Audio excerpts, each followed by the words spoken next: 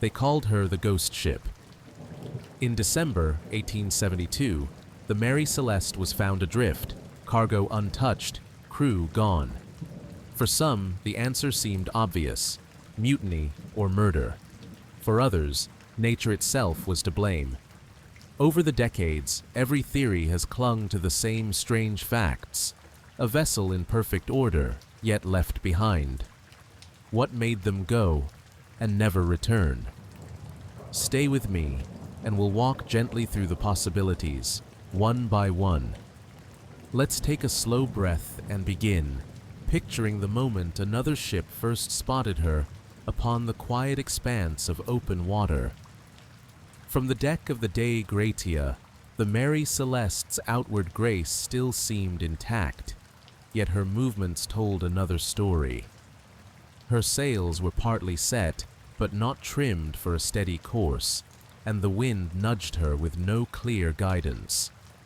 Captain Morehouse studied the uneven arrangement and knew she was not under a careful hand. As the two ships closed the distance in the calm December air, no signal came from her rail, no figure moved across her deck. A party rowed across and boarded quietly. The planks beneath their boots were dry and solid. The main hatch was secured, but two smaller ones were open, their covers placed on deck. Some of the rigging hung slack, and the small yawl that should have been lashed in place was gone. Near the helm, the binnacle had shifted from its position, its compass glass broken. In the hold lay about 3.5 feet of water, enough to notice, but not enough to explain an empty ship still fit to sail. Below deck, the strangeness deepened. Clothing, bedding, and small personal effects rested neatly in the crew's quarters. In the captain's cabin, some belongings remained, including a sheathed sword beneath his bed. Yet many official papers, along with navigational instruments, were missing. The charts that would have plotted her present course were not in sight. In the galley, utensils were stowed, and stores of food and water, ample for many months, were ready for use. The cargo, over 1,700 barrels of industrial alcohol, was secure in the hold. In the mate's cabin lay the logbook. The final entry bore the date November 25th, 1872, placing the ship within sight of the island of Santa Maria in the Azores. Now, 9 days later by the calendar, and almost 400 nautical miles from that last recorded position, she was adrift in open water. The note held no alarm, no farewell, just the last routine words left by her crew. What the boarding party saw was a rare sight at sea, a vessel without her people, yet far from wrecked. Abandonment at sea usually came with storm damage or signs of violence, but here the masts were upright, the hull was sound, and the stores untouched. The missing yawl suggested a deliberate departure, but no trace of it lay on the surrounding water. Even the small damages, a slack rope, a broken compass glass, were too slight to force her company away. The impression left on those men became the heart of the mystery. Everything essential for survival was present. Most of what was gone, the missing instruments, the yawl, hinted at an orderly escape, not a struggle. Undoing the puzzle meant starting with this scene, its quiet, its completeness, its unanswered absence. In the weeks and months to follow, this still life of an empty yet seaworthy ship would be recounted again and again. Each retelling kept the balance between calm and unease, a moment frozen on the open Atlantic. And from that moment, questions began to turn toward the only people who could not answer them. When the Mary Celeste was sailed into Gibraltar in December 1872, a British Vice Admiralty court took charge of her fate. Almost at once, the inquiry, known as the salvage hearings, focused on the conduct of those who had last been aboard. Presided over by Chief Justice Sir James Cochrane, the proceedings were heavily shaped by Attorney General Frederick Solly Flood, whose early comments showed a marked leaning toward the idea that something criminal had occurred. Solly Flood suspected that drunken violence might have played a role, a suspicion he tied to the ship's unusual cargo. Over 1,700 barrels of denatured alcohol sealed in the hold. Though not a drinkable spirit, the mere presence of alcohol stirred broad anxieties in the 19th century. Cultural attitudes of the time painted sailors, especially under the imagined influence of drink, as volatile. In such a climate, it was easy for a missing crew and a hold full of alcohol to be linked in the public mind, even before the facts had been fully tested. These preconceptions shaped how the inquiry interpreted the scene described by the boarding party. Solly Flood argued that the absence of the crew, when coupled with the cargo, could only point to disorder born at sea, possibly a mutiny ending in murder. This view persisted despite the lack of direct evidence. No signs that any barrel had been opened, no tampering visible on the cargo itself. The neat, orderly cabins and carefully stored belongings did not fit with a picture of chaos, yet they were treated as secondary to a theory already in motion. The formal evidence nonetheless told a quieter story. The ship was sound enough to have sailed many more miles. The galley was tidy, its utensils put neatly away. There were no weapons lying out, no splintered bulkheads, no ropes cut in haste. Even the damages, a few loose lines, a broken compass glass, were minor.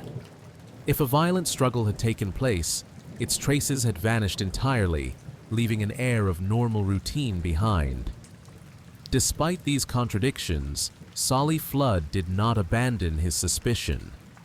His resolve to prove foul play reveals how strongly cultural expectations could guide an investigation, even when confronted with physical evidence to the contrary.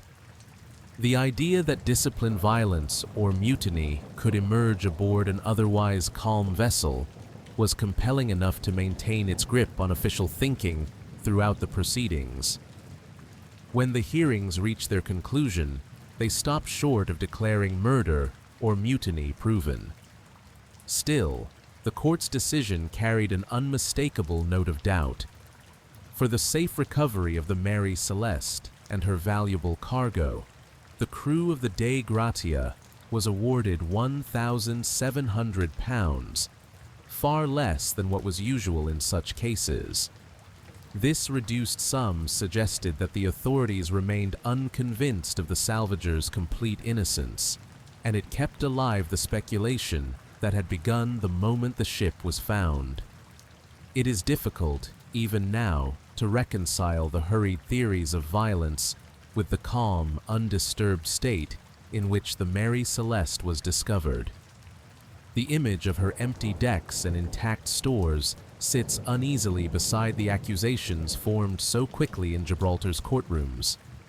Yet, in the atmosphere of the time, suspicion came easily, and once formed, it could be slow to fade. In the days ahead, more careful examinations would take place, quiet inspections, and measured tests that would press against the image of sudden violence. The further investigators looked into the details, the more the story that had sprung up in those hearing rooms would begin to shift. In the weeks after the Mary Celeste was brought into Gibraltar, the early certainty of foul play began to weaken under closer inspection. Official reports at first described troubling details: shallow cuts on the bow that seemed to come from a sharp blade, reddish stains on the ship's rail and on Captain Briggs's sword, and even a mark in the wood that looked like it had been struck with an axe. Together, these observations created a picture of human conflict on board. John Austin, the surveyor of shipping, examined the ship and spoke confidently of these signs as deliberate. Several Royal Navy captains joined the inspection, agreeing that the markings suggested human intent rather than accident. In their view, no ordinary sea passage could leave such traces, and no crew would abandon a seaworthy vessel without some urgent, perhaps violent, cause. But findings that once seemed firm began to soften under scientific testing. Chemical analysis during the hearings showed that the reddish stains on both the sword and the rail were not human blood. One of the strongest supports for the murder theory was gone, replaced by the knowledge that these marks, while curious, carried no proven link to violence. This reevaluation spread to other supposed evidence. Captain Schufelt of the United States Navy offered his own assessment of the shallow cuts on the bow. To his eye, they were not the work of any blade at all, but the result of the natural action of the sea on the ship's timbers. Such a possibility fit quietly with what was already visible: the ship's generally sound condition and the lack of signs of struggle. As these measured counterpoints entered the record, the darker narrative began to unravel. Even the short-lived suspicion of insurance fraud raised against principal owner James Winchester for allegedly over-insuring the vessel found no ground. Winchester produced documentation and explanations that satisfied the companies involved, and no case was pursued. For the public, however, these shifts were not immediate. Newspapers across the Atlantic had carried reports of blood and imagined violence, with some, like the Boston Post, saying outright that foreign crew members had accessed the alcohol, killed Briggs, his family, and the officers, and escaped. The United States Department of the Treasury had issued its own circular voicing grave suspicions of such an act. Now, each reversal of previous evidence challenged those bold claims and required a change in tone. Reports gradually moved from certainty to speculation, and eventually to expressions of plain puzzlement. Without confirmed blood, without man-made damage, and without signs of forced entry or looting, the case for human crime no longer held. Observations became just that: marks and objects without a clear story. The image of a violent mutiny began to feel more like an invention than a conclusion. Attorney General Frederick Solly Flood, who had advanced the charge of foul play, maintained his personal doubts, but the proceedings could not sustain his suspicions without proof. The Mary Celeste had been impounded for the hearings, yet, when investigators found no convincing evidence of murder, the inquiry drew to a close. On April 8th, she was released to her owners, and the crew of the Dei Gratia received £1,700 as the official salvage award, a sum well below what such a recovery might usually earn. By the end, the formal stance was clear. There was no conclusive proof of foul play. The Mary Celeste returned to the domain of mystery, her abandonment no longer framed by the certainty of violence. All that remained was the empty shape of the question: if not murder, then what? The sea can give rise to moments where the true danger is more in the mind than in the vessel itself. There are forces in nature capable of startling an experienced crew into leaving a sound ship, even when the hull and rigging remain largely unmarked. One possibility is the waterspout, a column of air and spray linking cloud to sea, appearing without much warning. Such a phenomenon can cause a sharp drop in air pressure and sweep water across decks. In the sudden confusion, a captain might read his vessel as taking on more water than it truly was.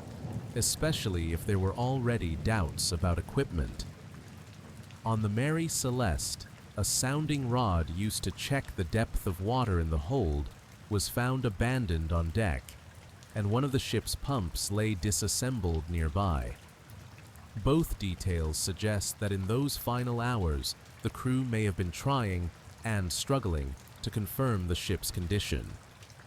Another option is the sudden gale.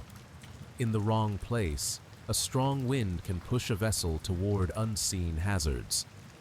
The Dalabaret Reef, lying near the approach to the Azores' Santa Maria Island, was one such danger.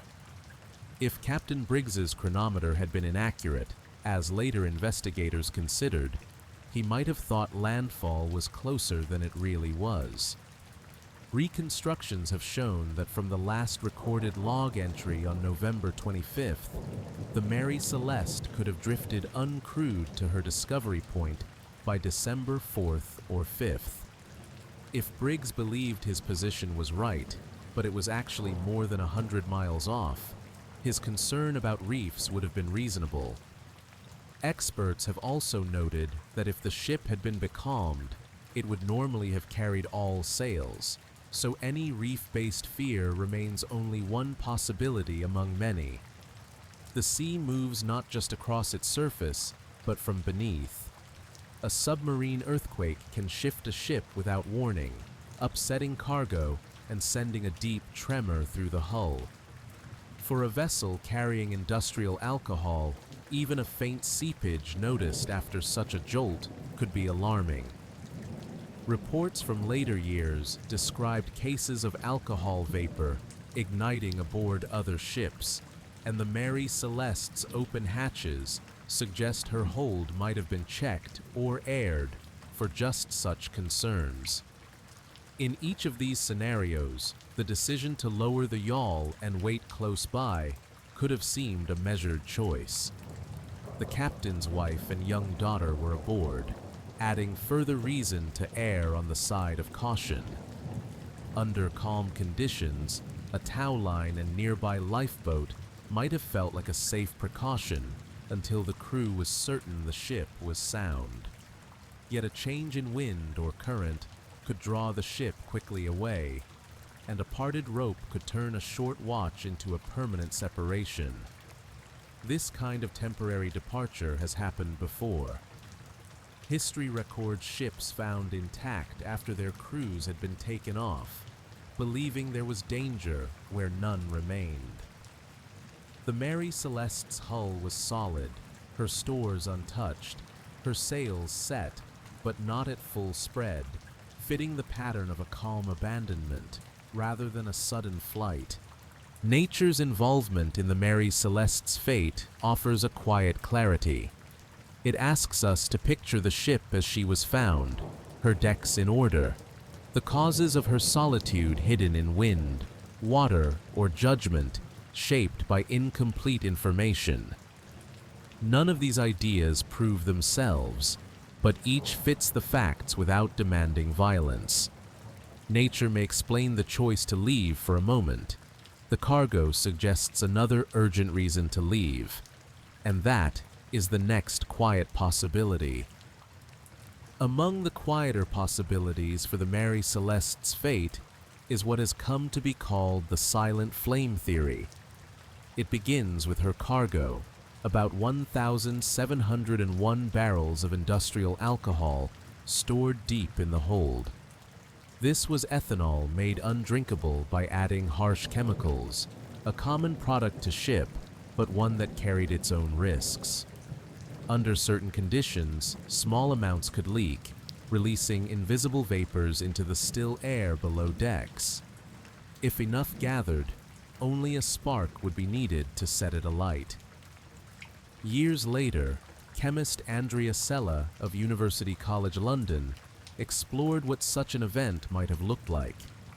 He built a scale model of the ship's hold, using paper cartons to stand in for the barrels, and introduced butane gas to mimic how vapors might accumulate. When ignited, the gas produced a brief pressure wave explosion, a sudden rush of flame through the space.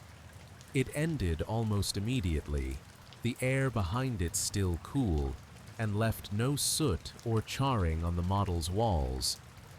Sella concluded that a similar event could have occurred in the Mary Celeste's hold, forceful enough to frighten anyone nearby, but leaving almost no lasting marks for later investigators to find. Investigators examining the vessel when she reached Genoa noted that 9 barrels were empty. This was accepted as a normal loss for that kind of cargo on such a voyage, but it did show that some leakage had taken place, supporting the idea that vapors might have been present in the hold. For Captain Briggs, even a single brief ignition would have been reason to take precautions. The sound of a deep thud below, a flash from the hatches, or the unmistakable smell of alcohol fumes could have led him to order everyone into the yawl until they were certain the danger had passed. With his wife and young daughter aboard, that decision may have been made with care and discipline rather than fear, keeping a safe distance, perhaps towing just astern, ready to return once it felt safe. The missing yawl fits this kind of orderly evacuation. Lowering it would take time and planning, easing lines, securing supplies, ensuring the boat's plug was in place. From there, it could tow alongside or drift nearby while the crew waited. Such a plan did not need to mean they intended to leave the Mary Celeste behind forever. But plans at sea can change quickly. A shift in wind could move the ship away. A parted tow line could leave the boat adrift. In a small open yawl, exposed to the elements, the crew would be at the mercy of current and weather. Separation from the ship could happen quietly, without any chance to reverse it. Modern analysis supports that industrial alcohol vapors are capable of producing the kind of short-lived clean explosion Sella demonstrated, what some call a cool flame. It is a hazard particular to certain cargoes, one that can be startling without leaving visible signs in timber or sail. On the Mary Celeste, the tidy galley, neat cabins, and lack of scorching do not disprove it. They simply leave no definite proof that it happened. This theory offers a plausible mix of scientific reasoning and the human tendency toward precaution in the face of uncertain risk. It asks for no malice, no sudden storm, only a moment where the chemistry of the cargo created a warning too strong to ignore. Yet, like all explanations for this ship's mystery, it remains a possibility and not a final answer. And so the Mary Celeste continues to sit in that space between what we can test and what we can know, her story still moving quietly through time. Each theory leaves its mark, but the Mary Celeste's full story still resists a final answer. Over time, she passed to new owners, sailed under other captains, and in 1885 was deliberately wrecked off Haiti in an insurance scheme. Her end recorded, even if her crew's fate was not. Serious inquiry has narrowed the likely causes to a few quiet possibilities, but the absence at her heart remains. Imagine her again, sails drawing the wind, hull steady, decks empty beneath the wide sky. If you found this gentle look at an old mystery soothing, consider subscribing for more calm stories to fall asleep to.